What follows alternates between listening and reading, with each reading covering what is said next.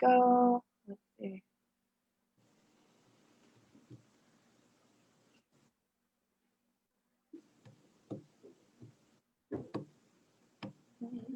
Okay. Are we live? Mm-hmm. Yay. You are live. Okay, perfect. Comments, am I gonna see those? You should check on your phone. Okay. Yeah. Okay, perfect.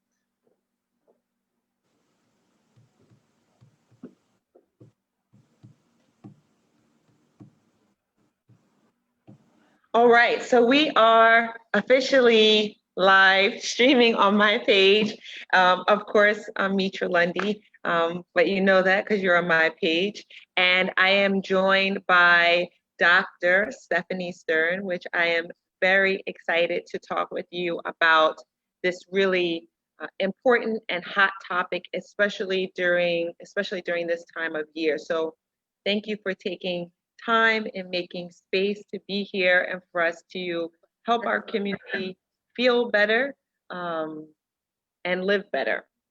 So I'll take just a few minutes to do an introduction, but then I want to just chit chat a little bit about how you came to be in this field. So you are a board certified physician with a specialty in psychology. Sorry, psychiatry. My apologies. Adult psychiatry.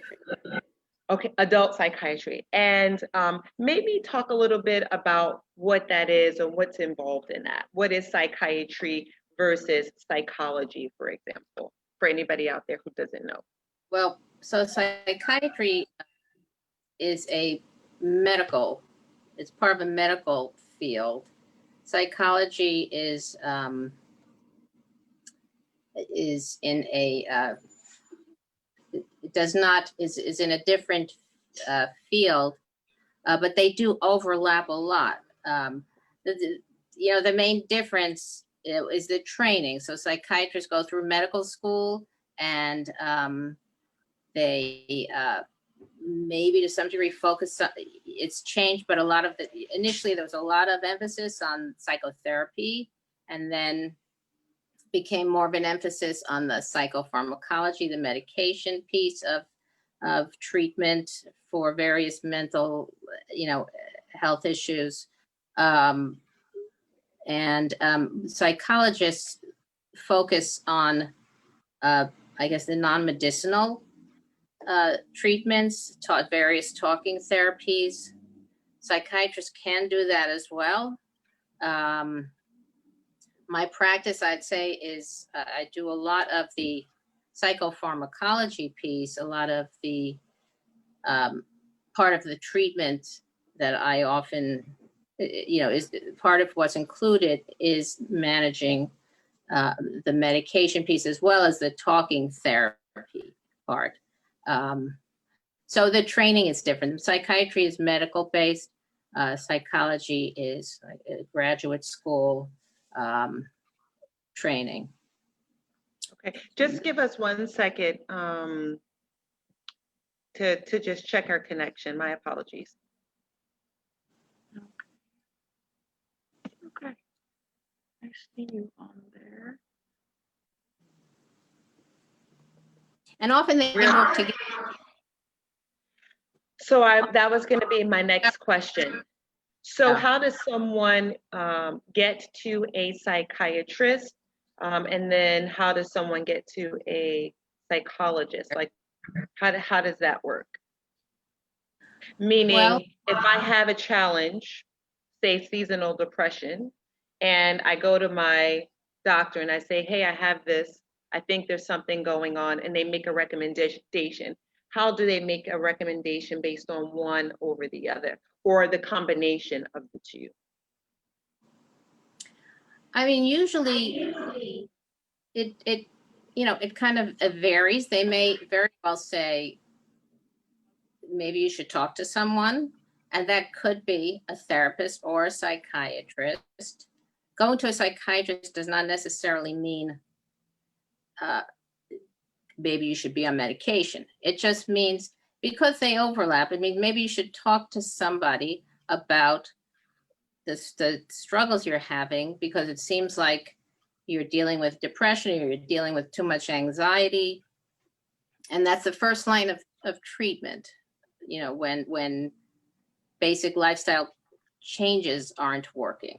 And they may suggest that first, but when that's not enough, often therapy, and when therapy may not be enough, therapy meaning talking therapy, and that's another field, there are many different types. Okay. Then psychiatry would be the next step, when possibly also medications may be needed or be thought to be helpful. Okay. It's not such an exact hierarchy, Mhm. because some people are more open to the idea of one versus the other. Some people, no medication for me, and some people maybe, no, I don't want to talk about my stuff. Just I'd rather take something. So, it's not cut and dry. Got it. Got it. What made you go into the field of psychiatry? What drew you to that field? Well, initially, I wasn't planning on it. But when I was doing after medical school, I was doing a general medicine year, trying to figure out what I wanted to go into. And I guess like halfway through, I realized what I felt most appealing was to talking to the patients and listening to them and hearing their stories. And that's just felt the most natural thing for me, and Mhm. the most rewarding part. So that's when I just, So as a psychiatrist, you don't just prescribe medication. You also, a session might look like a client coming in, talking about their circumstances, and then you yes, offering them solutions and or prescribing medication or any combination of the two. Is that right? right. When someone comes to see me, I do an evaluation Mhm. and talk to them. And depending on what, depression, anxiety are on a spectrum, mild to moderate to severe. Mhm. And people are also on a spectrum in terms of how they feel about um, medications and therapy and so forth. Uh, Therapy is always a piece of it, and medication is usually if it seems that the intensity of what they're dealing with could be, it could be helpful to bring it down with something so that they can take more advantage of the talking therapy and the lifestyle changes. Because sometimes there's a point where you're not able to do that. Got You it. know, Got it. and it's Got it. not just for people out there. It's not necessarily, you don't have to be paralyzed on the couch to feel, that you have maybe a depression that could benefit from help of some sort. Got it. So that's actually a great segue to the meat and potatoes, if you will, of our conversation. I know as a fitness professional and someone who gets an opportunity to work with a lot of clients, many times there is embarrassment and shame associated with not feeling their best and seeking help. And even by the time someone comes to see me, they've already done a bunch of things typically to try to help themselves, which is great. But a lot of times when they feel as though they failed at that particular thing, they try to lose weight and maybe they lost the weight and it came back, or maybe they didn't lose the weight and they're yo-yoing, maybe they feel out of control. They don't really want to talk about it. And I usually have to peel through a bunch of layers to figure out what is it that they need. And so this conversation about feeling bad, but specifically seasonal depression and anxiety is what I want us to talk about today. Okay. So if you had to give us a definition of depression and anxiety, what would that be in layman's terms? And then clinically, what does that mean?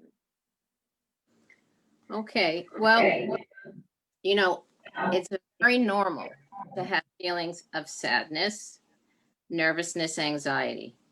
So it becomes clinical when, by clinical, I mean, just let's say deserving of more attention and treatment when it's to the point where it's interfering with your usual functioning, where it's interfering with your work, with your relationship, your various relationships, with your energy, with your sleep.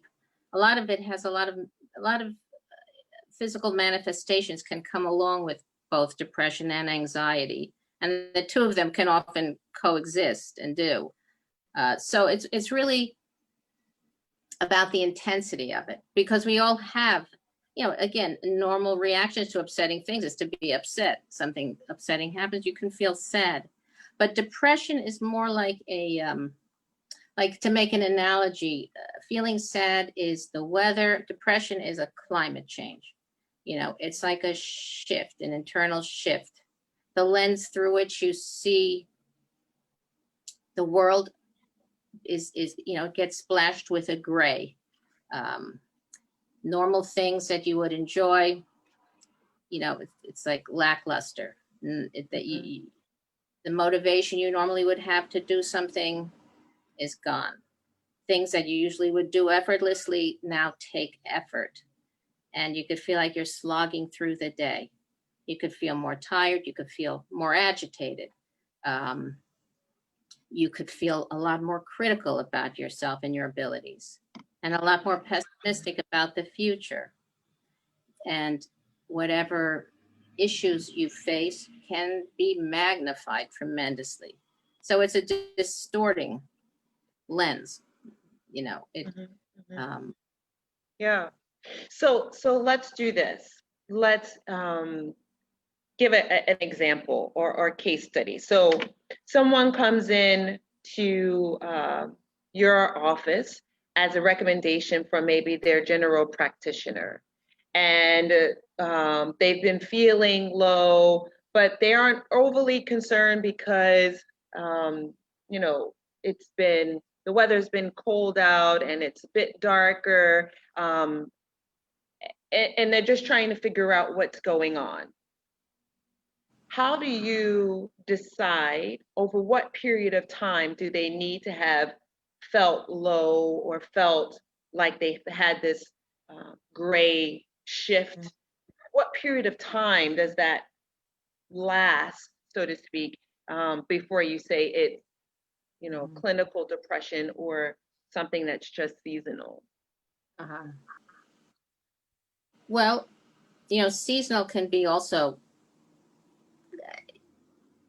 technically clinical depression, but technically at least 2 weeks of a distinct change in one's mood. Okay. And again, it doesn't have to be sadness. It could be just a lack of interest, just a lack of excitement. It could be feeling numb. It could be feeling disconnected from your life, from people that that you're surrounded by, almost like as if you're looking at your life from the outside in. You know, um, so it's not always it's not the opposite of depression is not happiness. The opposite of depression is a sense of aliveness, and that's what gets very much dampened when one is feeling depressed, Wow, and that's in a sustained way. yeah, that's powerful. Um, so what about anxiety? Because I oftentimes hear depression and anxiety spoken about together. Um, Can you give us a definition of anxiety, and then maybe talk a little bit about how they coexist? So anxiety, I think we all know anxiety to some degree, to various degrees. And because again, that is also a natural feeling to have. Anxiety manifests as a very physical uh, experience. Your stomach is tight, your heart is racing, you're breathing more shallowly, you can feel restless. It's a very uncomfortable feeling. And anxiety is always about something that hasn't happened yet. It's about worrying about something in the future. And we are really good at catastrophizing. I mean, that's just been built into our brains from day one. You know, when we were foraging for food and had to watch out for predators, we were always like thinking ahead. And we're programmed that way for the most part. So, you know, and so generally it's manageable. Certain life situations can certainly heighten it, and that's also appropriate. But when it's sustained, when it's generalized, like, I mean, there are various different types of anxiety, but I'd say the most common is this generalized anxiety where you're just you know, more often than not worrying, and you're worrying about pretty much everything. You know, is something going to happen? What if? Is something going to happen to this person, to me? What if such and such? It's very hard to get comfortable.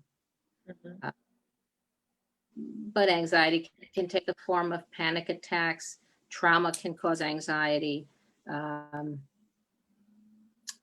certain medications, certain substances, you know. So, and anxiety can be and often is a symptom of depression, because depression is a syndrome. It's a cluster of symptoms, and anxiety is often one of the symptoms, not always, but as the depression resolves, the anxiety resolves with it. Mhm, Anxiety, mhm. yeah. Are Anxiety though there, can occur on its own. oh, okay, I'm sorry. I was about to ask that question. So if it exists on its own, it means that the person doesn't have to have a feeling of, Oops. Bye-bye. so funny. We're here.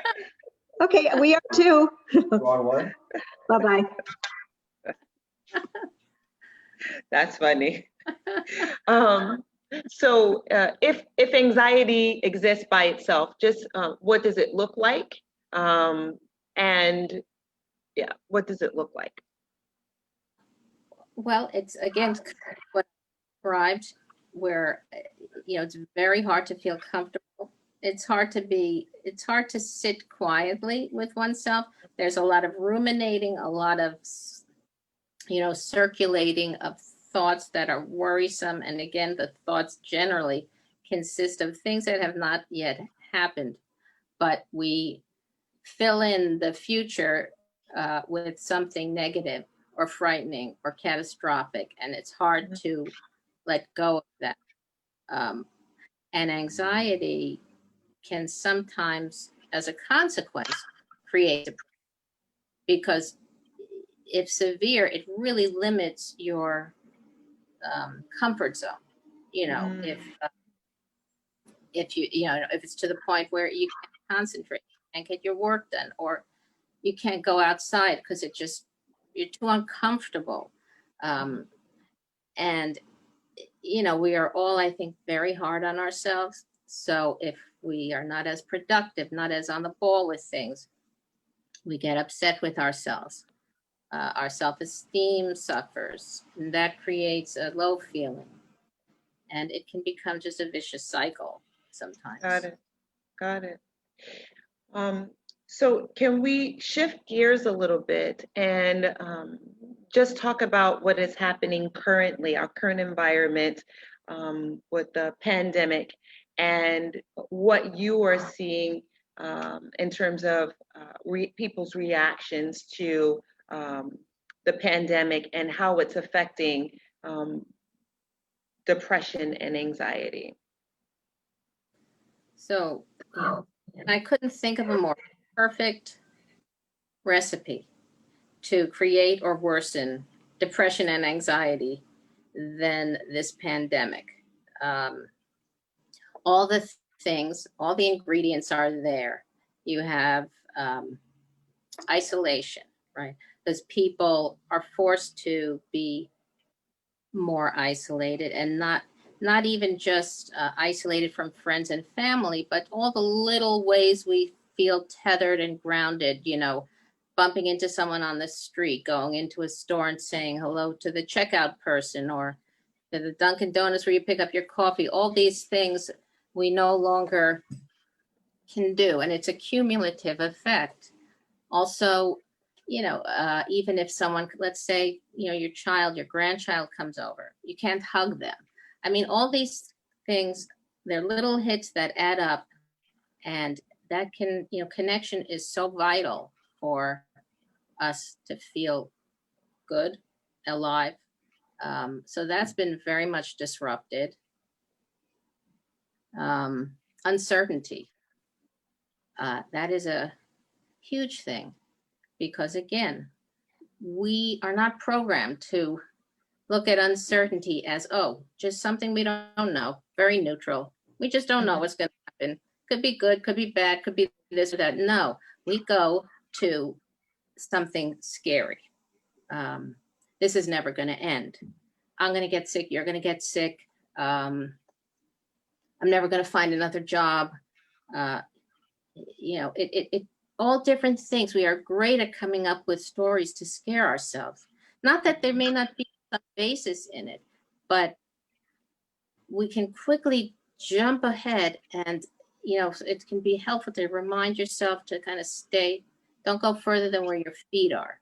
You know, because stay with what you know, and all you know is today, really, you know.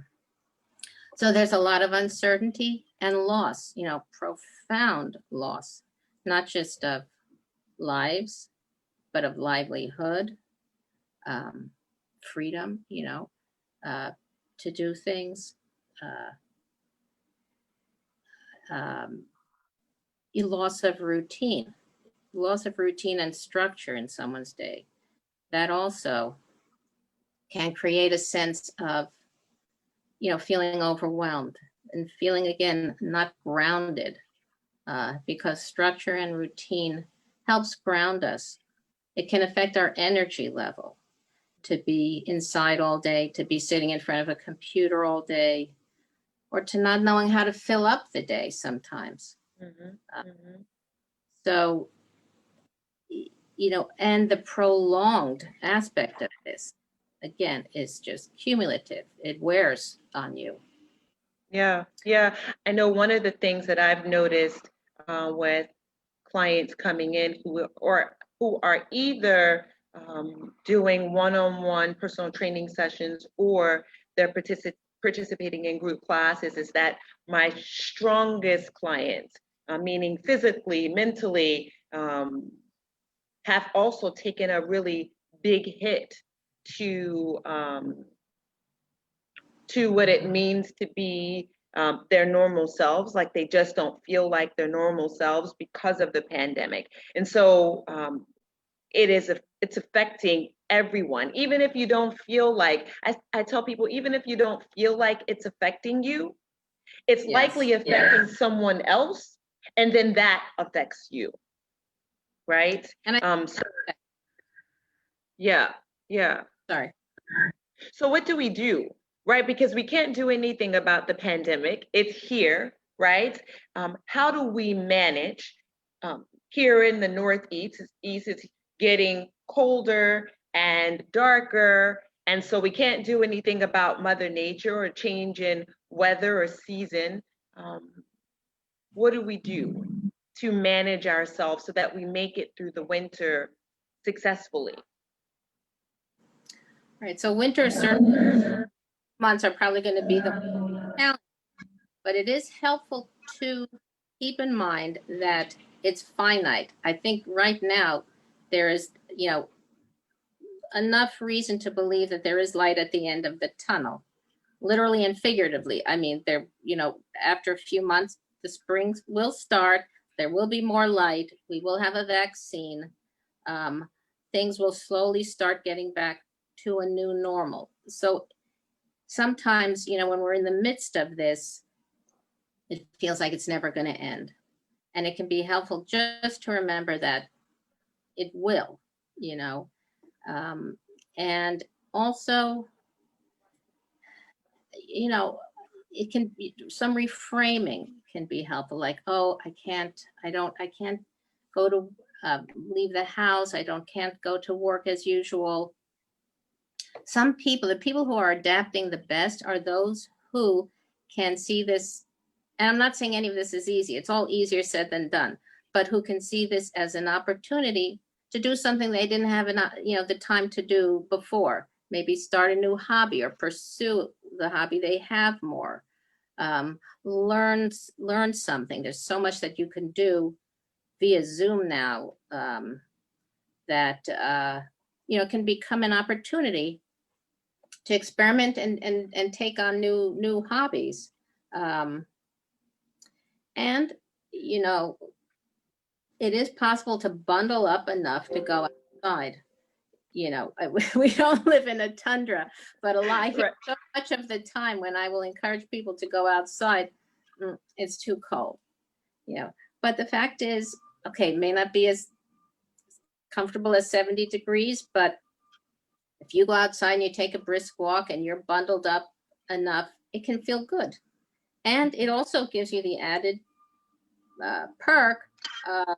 You could do that with someone outside a lot more safely, so it gives you also the opportunity for that social connection. Another thing is to really try to stay with a regular routine. Going to bed around the same time, getting up around the same time, even if you don't feel like it, and you don't have to get to your workplace, to get up, get dressed, get out of the bedroom as you normally would, and to try to structure your time. A lot of people now are working from home, and it's much harder to structure their workday.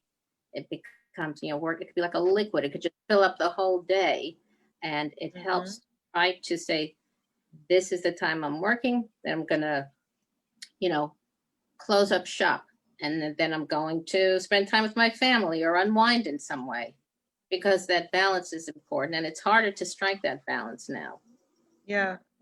So I hear you saying three really important things, right? So in managing seasonal depression and this COVID environment, folks can consider the fact that there's light at the end of the tunnel, right? Eventually, spring will come.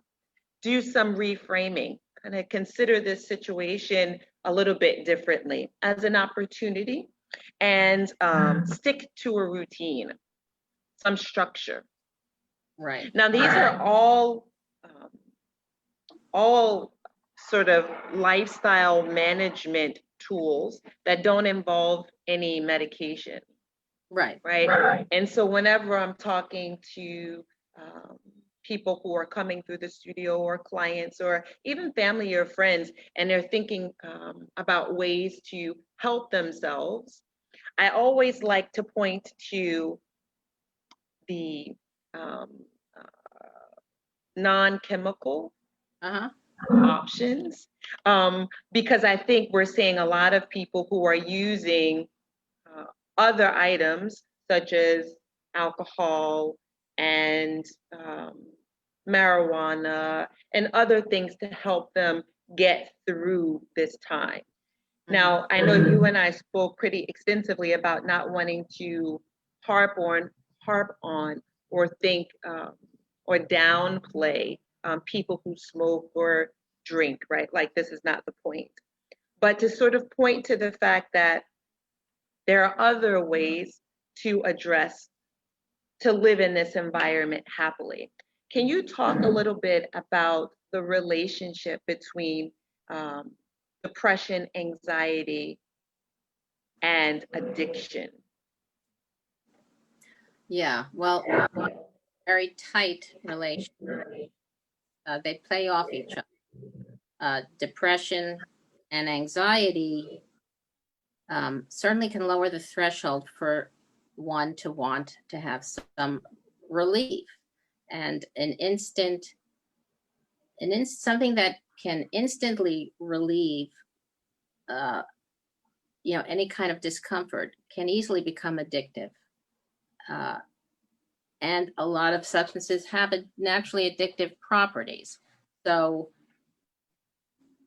and the fact is, during this pandemic, the use of alcohol and certain substances and food have increased. The problem is that there are delayed repercussions. So and this is what can be so deceptive, because in the moment, let's just use alcohol as an example. In the moment, you feel relief, and you can kind of, because we're creatures of habit, our brains get quickly used to associations. So at the end of the workday is often a common time. If you have a couple glasses of wine or whatever, then come the end of the workday, 5 o'clock, whatever, you're already ready for it, and it helps you, quote, unwind, right? But it then negatively affects your sleep, because even if it makes you sleepy, it disrupts the quality of your sleep. It's not as restorative as sleep. And it affects your energy level. And it actually is a depressant, and it worsens anxiety. But that doesn't happen in the moment you're drinking it. It happens the days after. And then there's a vicious cycle, because you feel worse. And so again, you want that escape. And and then there are just a number of other ramifications. As I said, if your sleep is disrupted, poor sleep affects mood and anxiety. Not getting exercise can, if you're too tired, that can affect your mood and anxiety. And, on some level, when we are doing something that we may know is not the healthiest thing, or that we may be a little concerned that we're doing too much of, that creates anxiety. So, yeah. Yeah. So there's this indirect effect, right? What happens when how alcohol, for example, might make me feel immediately. I feel good, but then I can't sleep. And then as a result of me not being able to sleep, well, then I'm cranky, or I'm not productive, or my interaction with my family is not as productive as it could be. Is that what you mean? Yeah, and you may not even, sorry, go ahead. Yeah, no, please answer. I was going to say, we're not aware that there's not sleeping well. Yeah. Yeah. But, and that it is a depressant. It becomes a habit. And the problem is, it's very hard to prioritize delayed gratification over immediate gratification. In the moment where, we're all struggling, and, it's been a long day and you're tired. Often it's very hard to have that space to step back and say, wait, let me think about what I want to do. Let me think about how I'm going to feel maybe in the morning. It's our brains can do a 180. In the morning, you may wake up and say, I'm going to take a break tonight. By the time the evening comes, it's another brain, Right. That's right. it. I want it. It's okay. No problem. And that alone can be crazy making. That can feel like you're a little out of control. So, yeah, I think the good feelings come more quickly and are more dramatic and are easier to remember than you know, then to attribute to the alcohol than attributing the negative consequences, at least initially. Mhm. Can you speak to just briefly other kinds of addictions? So, for example, one thing that I see often is food addiction and addictions to caffeine, so to coffee. Um, your opinion on how they might affect an individual negatively, and how they might be able to interact with that a bit differently. You know, I guess, well, with food, to some degree, certain foods are also thought to affect mood, like high sugar or especially refined sugar can affect mood and to some degree be addictive even.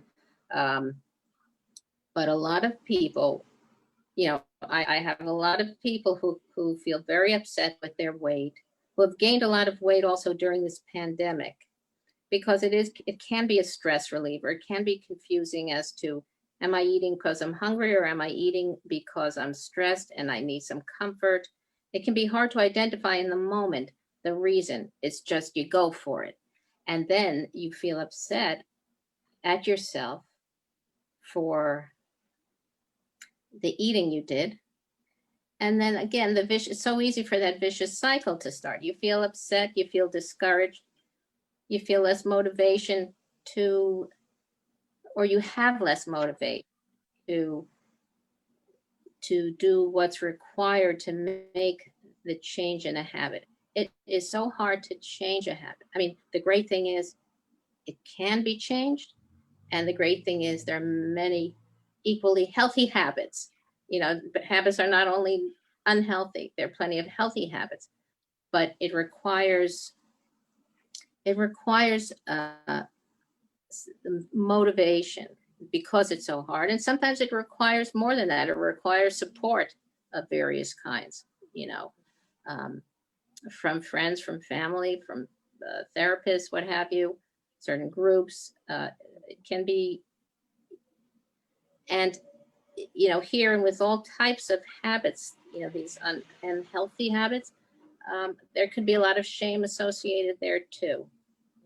Mhm. And the more shame, the more we want to hold it in, you know, because it's a very vulnerable thing. And we, again, tend to be hard on ourselves and think we're going to be judged negatively in some way or so. But it is, I think, I would encourage people to share with someone they trust because it helps lessen that shame and it helps lessen that sense of being alone with whatever it is they're struggling with. So we've spoken about what anxiety and depression is, and we've spoken about what some of the symptoms are of anxiety and depression. And what I'm wondering is there a way to, there are two questions. My first question is there a way to prevent it from happening, right? We know healthy habits can help manage it. Is there a way to prevent it? And then, well, let me have you answer that first. Can you prevent anxiety and depression from happening? Not you, but the individual. Well, you know, that's a tough one. I think again, it depends on that spectrum where you are. You know, there is, I'd say, in the broadest definition, anxiety and depression, when it's at a point where it's hard to control, there are three major contributors. There's genetics. There's, you know, the family. It does run in families. There's one's life experiences, especially early childhood experiences or any kind of trauma or loss. And then there are current stressors, you know, job loss or a death or a moving or anything that's stressful. And the three of those can converge and create play a role in depression, sometimes more of one than the other. So, I mean, I think, it's hard to say. I mean, if you have a high genetic loading, just like if you have genes for high cholesterol, no matter how much exercise and no matter how healthy your diet is, you still may have to deal with that as an issue. And the same thing with depression and anxiety. If it's at a lower level of severity, then self-care and healthy relationships can do the trick, Mhm. knowing what to avoid, knowing what to do, certain tools and strategies, is journaling, is meditating, exercising, making sure you stay connected with people, those things for many people do the trick, Okay.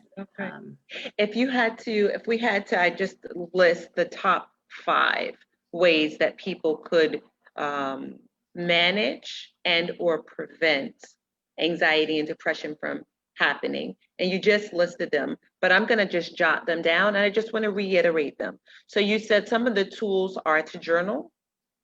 yeah, and let me just say, prevent them from happening. It's like it's a very absolute. I would say, to maybe decrease the likelihood or lessen the severity. So I would say exercise is a biggie, because exercise has been shown time and time again to help with mood and anxiety. It creates endorphins. It increases levels of certain neurotransmitters in the brain that are mood boosting. It also indirectly gives one a sense of accomplishment and a sense of getting stronger, which helps with mood.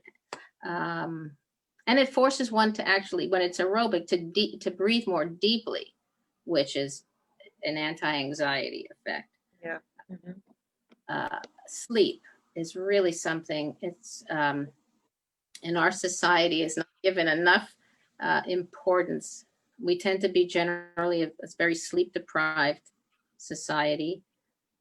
So prioritizing sleep and sleep hygiene, which encompasses a number of sleep promoting behaviors, like going to sleep around the same time again, getting up around the same time, not eating a heavy meal or doing a lot of high intensity exercise right before bed, not drinking too much caffeine throughout the day, having some type of unwinding kind of routine or ritual to kind of get your brain to know that, hey, it's time to wind down.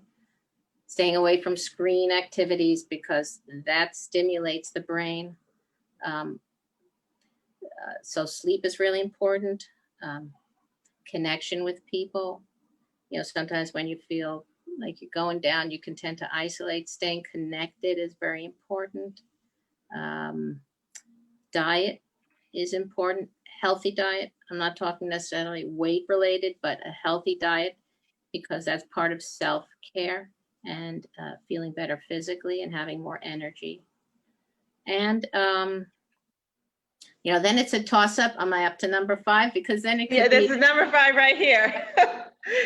that's toss up between like journaling, mindfulness, meditation, yoga, and leisure activities, but also staying away from those things that can bring it on. Like, again, unhealthy lifestyle issues that we talked about before.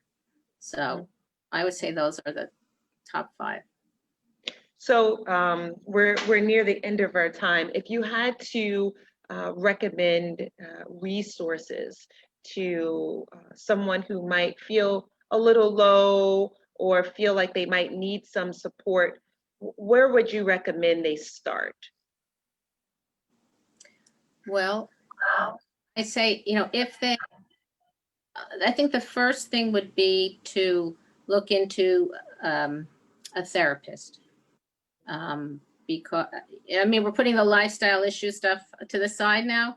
then I think, it's helpful to talk to someone. And again, sometimes people are under the impression you have to be really in a bad place to talk to somebody. That is so not true.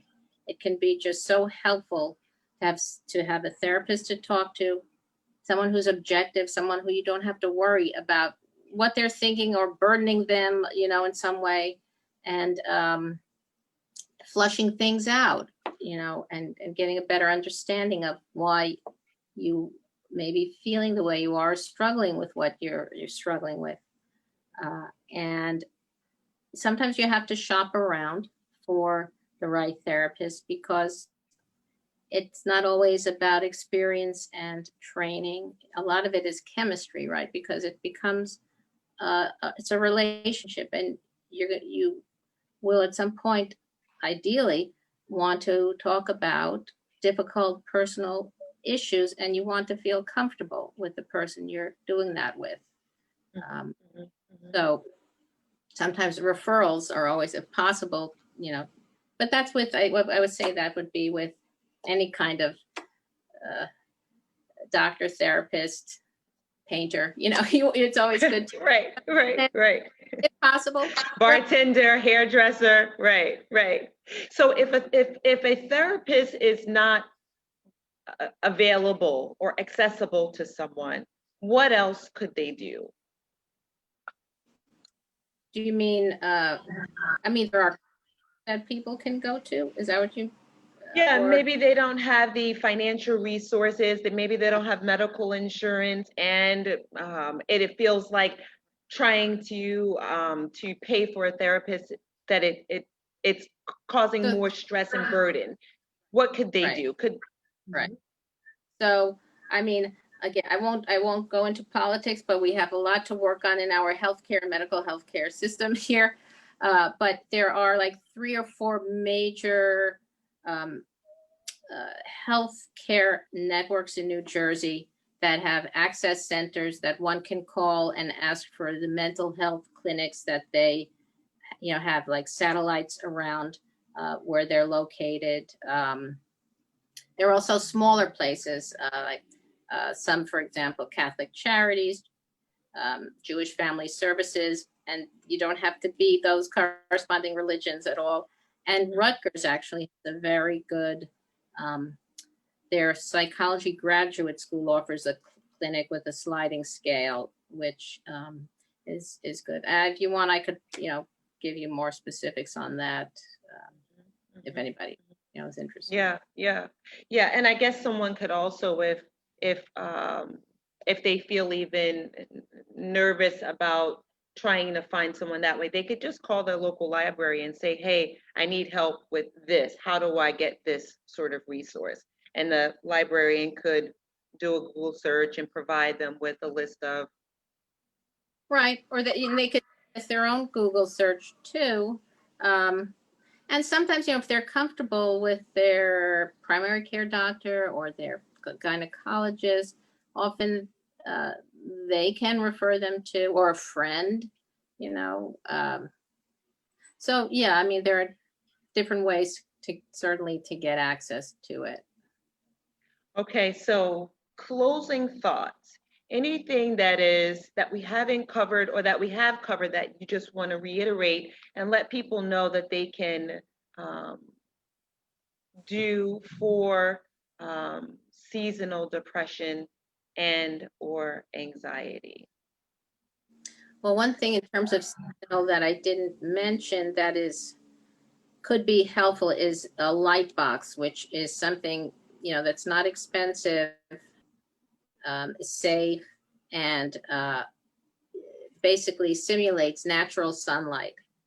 So it kind of helps reset our internal circadian rhythm that gets affected by the lack of light in the winter.